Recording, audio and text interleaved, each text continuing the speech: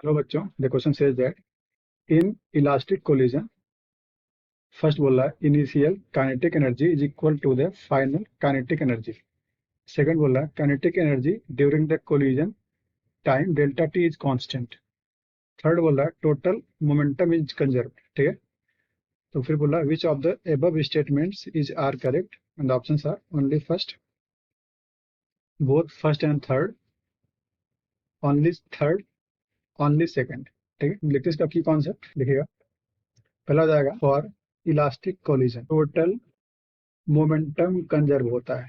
ठीक है, total linear की बात नहीं करते हैं, पूरा मोमेंटम की बात करते हैं।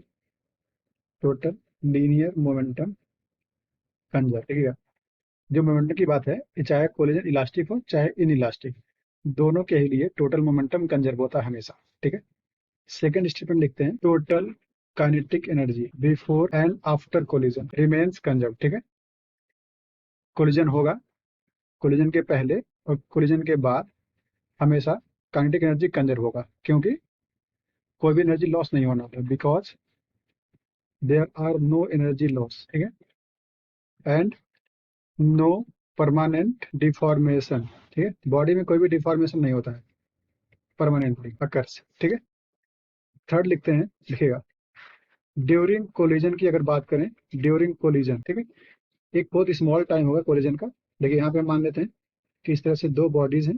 ठीक है, दोनों इस तरह से मूव कर रही हैं, इस तरह से, इसका वेलोसिटी v1 और इसका वेलोसिटी v2।